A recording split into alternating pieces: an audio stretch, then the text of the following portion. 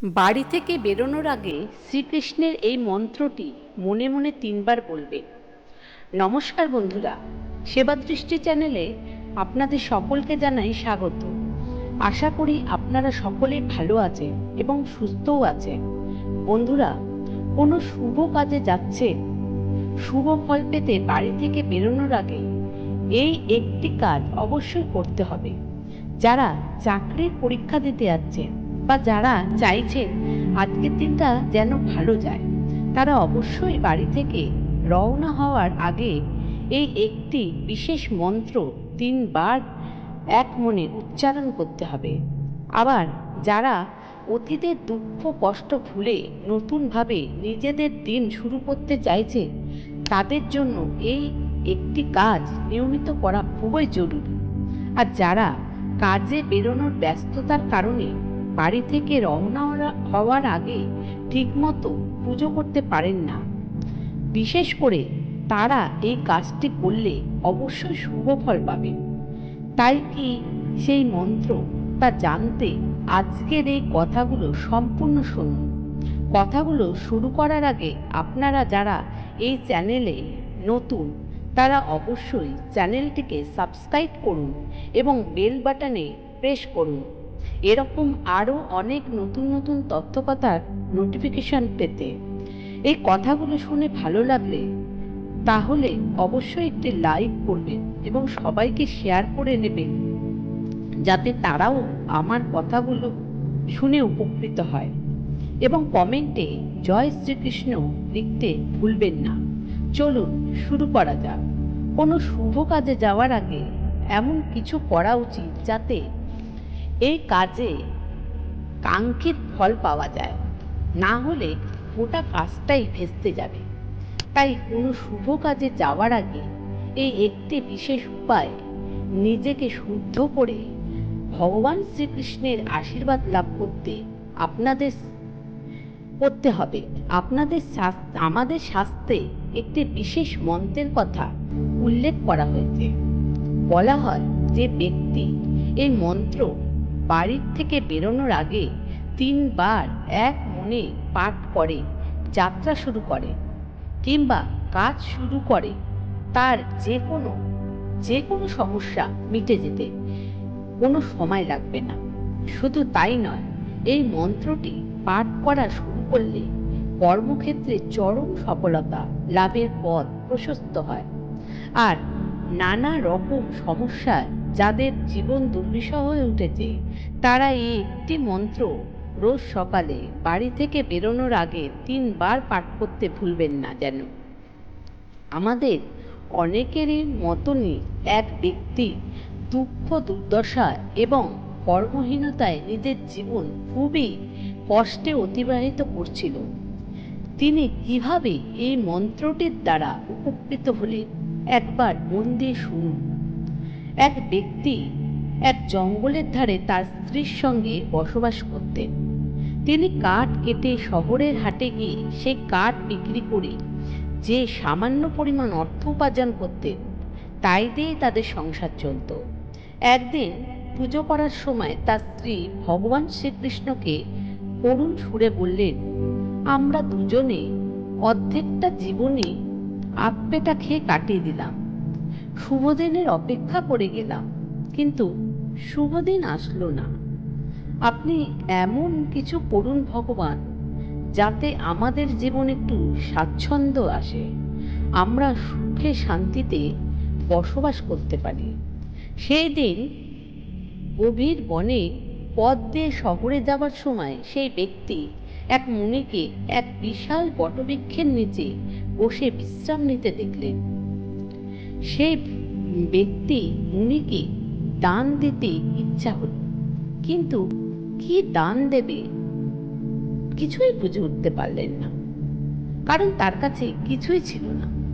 তখন তিনি তার নিজের পুঁটুলি থেকে সবটুকু চিড়ে দই বের করে মুনির পায়ের সামনে গিয়ে বসলেন।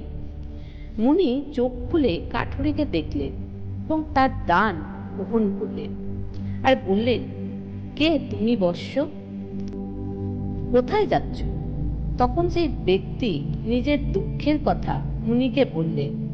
মুনি তার দারিদ্রতার কথা শুনে বললেন, তুমি নিয়মিত কাজে বেরোনোর আগে ভগবান শ্রীকৃষ্ণের এই একটি বিশেষ মন্ত্র 3 বার পাঠ করবে। তোমার সব সমস্যার সমাধান লুকিয়ে রয়েছে এই মন্ত্রটিতে। মুনির কথা শুনে সেই ব্যক্তি পরের দিন সকালে 3 বার ভগবান শ্রীকৃষ্ণের এই মন্ত্রটি জপ করে কাজে গেলেন। তিনি মনের মধ্যে এক শুদ্ধতা অনুভব করলেন, যার কারণে তার মন ভালো হয়ে গেল এবং কর্মক্ষমতাও বৃদ্ধি পেল। ভগবান শ্রীকৃষ্ণের আশীর্বাদে তিনি বিগত দিনগুলোর তুলনায় 3 গুণ কাঠ কাটলেন এবং জঙ্গলের পথ দিয়ে যাওয়ার সময় এক বন্ধুরও দেখা পেলেন। আর সেই বন্ধুর সাথে গল্প করতে করতে বাকি পথ খুবই সহজে পার করে শহরে পৌঁছে গেলেন। তারপর হাটে গিয়ে ভালো দামে কাঠগুলো এক বড় ব্যবসায়ীকে বিক্রি করলেন। বিগত দিনের তুলনায় 6 গুণ বেশি অর্থ উপার্জন করলেন। সেই ব্যবসায়ী তার কর্মদক্ষতায় খুশি হয়ে তাকে নিজের প্রতিষ্ঠানে কাঠ কাটার কাজ দিলেন এবং সে কাজ পেয়ে ধীরে ধীরে সেই ব্যক্তির ভাগ্য পরিবর্তন হয়ে গেল এবং নিজের স্ত্রীর সঙ্গে সেই ব্যক্তি শহরে এসে বসবাস করতে লাগলেন। নিয়মিত এই মন্ত্র জপ করে তার জীবন বদলে গেল আর সুখে স্বাচ্ছন্দ্যে সে স্ত্রীর সঙ্গে বসবাস করতে লাগলো। বন্ধুরা, ভগবান শ্রীকৃষ্ণের যে মন্ত্রটি এই ব্যক্তির জীবন বদলে দিয়েছিল সেই মন্ত্রটি হল ক্রিং কৃষ্ণায় নমঃ। আমি আবার বলছি বন্ধুরা, মন্ত্রটি হল ক্রিং কৃষ্ণায় নমঃ। ভগবান শ্রীকৃষ্ণের এই মন্ত্রটি কোনো সাধারণ মন্ত্র নয়।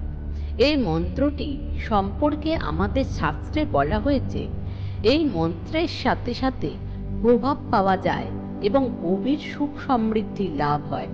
তাই এই শক্তিশালী মন্ত্রটি 3 বার জপ করলে স্বয়ং ভগবান শ্রীকৃষ্ণ দৈনন্দিন জীবনে আপনাকে রক্ষা করবেন। আপনি চাইলে কাজের মাঝে মনে মনেও এই মন্ত্রটি জপ করতে পারেন। এতেও আপনি অনেক শুভ ফল লাভ করতে পারবেন। এই ব্যক্তির মতো আপনার জীবনও বদলে যাবে। এই মন্ত্রটি সকালে বাড়ি থেকে বেরোনোর আগে 3 বার পাঠ করলে আপনার যে কোনো আসা সমস্যা খুব সহজেই সমাধান হয়ে যাবে। আপনি আপনার চাকরির ক্ষেত্রে সফলতা পাবেন, প্রমোশন পাওয়ার সম্ভাবনাও বেড়ে যাবে। শাস্ত্র অনুসারে এই মন্ত্রটি পাঠ করলে গৃহস্থে উপস্থিত খারাপ শক্তির প্রভাব কাটতে শুরু করে। কোনো দুর্ঘটনার কবলে পড়ার আশঙ্কা পর্যন্ত দূর হয়ে যায়। তাই কোনো শুভ কাজে যাওয়ার আগে এই মন্ত্রটি অবশ্যই 3 বার পাঠ করবেন বা কোনো শুভ কাজ শুরু করার আগে এই মন্ত্রটি পাঠ করে নেবেন এবং পারলে সব সময় মনে মনে জপ করবেন এই মন্ত্রটি। এবার চলুন কিছু অনুপ্রেরণামূলক উক্তি শুনে নেওয়া যাক। যখন আপনার জন্ম হয়েছিল তখন আপনি কেঁদেছিলেন আর বাকি মানুষ তা উদযাপন করেছিল। নিজের জীবনকে এমনভাবে উপভোগ করো যাতে আপনার মৃত্যুর সময় সবাই কাঁদলেও আপনি তা হাসি মুখে উদযাপন করতে পারবেন। ছোট মন আর ভাঙা মন নিয়ে কখনো বড় কাজ করা যায় না। জীবনে টাকাই সবকিছু নয়, কিন্তু সবকিছুতেই টাকার দরকার। জীবন যখন ডুবতে শুরু করে তখন সময় ঠিক সাঁতার কাটা শিখিয়ে দেয়। ভালোবাসা এমন একটা জায়গা, সেখানে যাওয়া খুব সহজ, কিন্তু ফিরে আসাটা খুব কঠিন। যতটা সহজে কাউকে ভালোবাসা যায় ততটা সহজে কাউকে পাওয়া যায় না। যতটা সহজে মানুষকে ছেড়ে দেওয়া যায় ততটা সহজে মানুষকে ফিরিয়ে আনা যায় না। আজকে যাকে আপন ভেবে তুমি মন খারাপ করবে, সব কথা বলবে। একদিন সেই তোমার মন খারাপের কারণ হবে। তাই কাউকে মনের কথা বলবে না। বরফ, বালি আর সম্পর্ক যতই শক্ত করে ধরে রাখতে চাইবে, এটা ততই দ্রুত নিঃশব্দে আঙ্গুলের ফাঁক দিয়ে বেরিয়ে যাবে। কথা বলার আগে ভেবে বলো, কারণ তোমার বলা কথা কারোর খুশি নষ্ট করে দিতে পারে। কারো সম্পর্কে কিছু বলার আগে সত্যটা জানার চেষ্টা করো, কারণ অনুমান করে বলা কথা সবসময় সত্য নাও হতে পারে। ভাঙা বিশ্বাস আর ফেলে আসা সময় কোনোদিন ফিরে আসে না। দূর থেকে আমাদের সামনে সফল রাস্তা বন্ধ বলে নজরে আসে, তাই সফলতার রাস্তা আমাদের কাছে তখনই খোলা বলে মনে হবে যখন আমরা সেটার অনেক কাছে অবধি পৌঁছে যাব। অন্যায় করে লজ্জিত না হওয়াটা অনেক বড় অন্যায়। নিজের জীবনের মূল্যবান সিদ্ধান্ত নিজেই নিতে শিখুন। তা না হলে আপনার জীবনের সেই সিদ্ধান্ত অন্যকে নিতে সামান্য সময়ও নষ্ট করবে না। যতক্ষণ আপনি অন্যদের নিজের সমস্যা এবং কঠিন পরিস্থিতির জন্য দায়ী বলে মনে করবেন, ততক্ষণ আপনি আপনার সমস্যা ও কঠিন পরিস্থিতিকে দূর করতে একদমই পারবেন না। শুধু দাঁড়িয়ে নদী দেখতে থাকলে আপনি কোনোদিন সেই নদী পার হতে পারবেন না। পার করতে হলে আপনাকে অবশ্যই সঠিক পদক্ষেপ নিতে হবে। বন্ধুরা, কথাগুলো ভালো লাগলে একটা লাইক করবেন আর শেয়ার করে নেবেন আপনার আপনজনদের সঙ্গে। ধন্যবাদ।